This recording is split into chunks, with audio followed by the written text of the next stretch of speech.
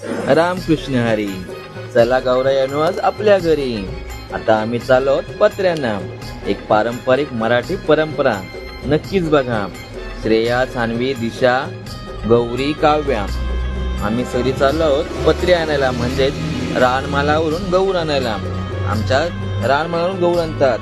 गौर आमची तेरड्यांची असते. तेरडे, लवा, सावा, गौर, नागवेलीची फुलं असे बरेच काही प्रकार असतात. ही आमच्या शेतावरची वाट आणि आम्ही शेतावरच्या वाटेने सर्वच गौर आणायला. गौर म्हणजे पत्रे आणायला. जशी मगाशी बघितलं ना, आपण मूर्तीचे आगमन केलंय, त्याचप्रमाणे ह्याचं सुद्धा खूप आगमन करावं लागतं आणि ह्याच्यासाठी सगळ्या मुली मिळून जातात. पण यावर्षी जरा मुली कमीच आहेत. ही श्रेया, हिला जरा जास्तच मान आहे यावर्षी, का तर कोण नाही ना म्हणून. तिने मध्येच कणा काढला, पुन्हा काव्याने कणा काढला आणि त्याही तिथे पूजा केली. ती पूजा झाल्यानंतर तेरडे उपटायला शोध करतात. ते तेरडे शेताच्या बांधावर ना घेतात. ह्यांचं जागो तिथे हळदी कुंकू चालू होतोच. मुली असोत किंवा बायका, हळदी कुंकू केल्याशिवाय त्यांचा कुठलाही कार्यक्रम चालू तर होणारच नाही. दिशा खूपच छान असते हो. काहीतरी झालंय जोक त्यांचा, पण मी सांगू शकत नाही तुम्हाला. चला पुढे. आता आपण तेरडे काढायला सुरुवात करू. आपल्याला अजून काही तेरडे मिळाले नाही, पण बघू पुढे मिळतीलच. आपली जयाताई नक्की तेरडे शोधून काढेल. जयाताई तर दिसतच नाही कुठे व्हिडिओमध्ये. दिसेल पुढे, नक्कीच दिसेल. आहे दिसलीच. जरा लांबूनच आहे आज, पण आहे. आता ते बघ, तिला मिळाले तेरडे हो. शोधले पण तिने.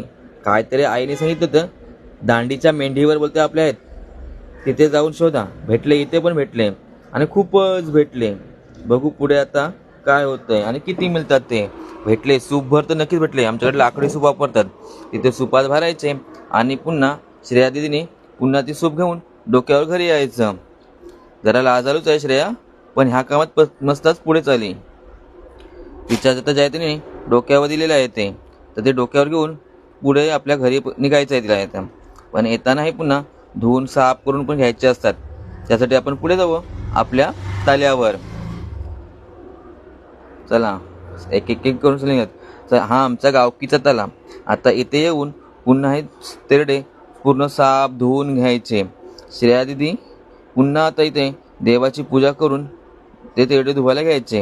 ही पूजा केल्याशिवाय तेरडे धुवत बरं नाही हो.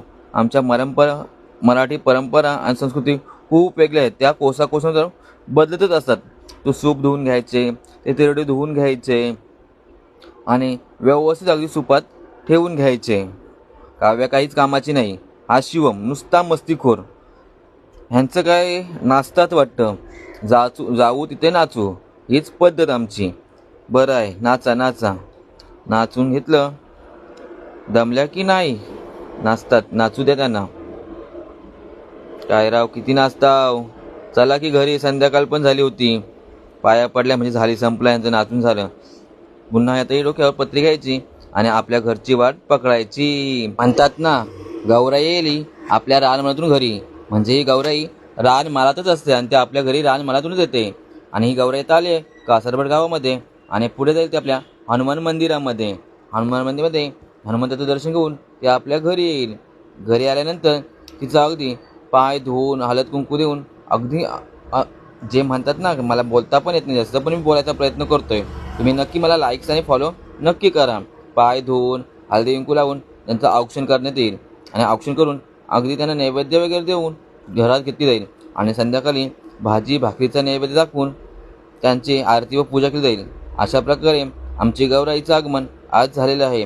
त्यामुळे तुम्ही नक्की उद्या सगळ्यांनी येऊन आमचा गौराईचं दर्शन आवर्जून घ्या आणि बघा आमची मराठी परंपरा आणि संस्कृती. आगरी कोऱ्यांची संस्कृती म्हणजे काही वेगळीच असते.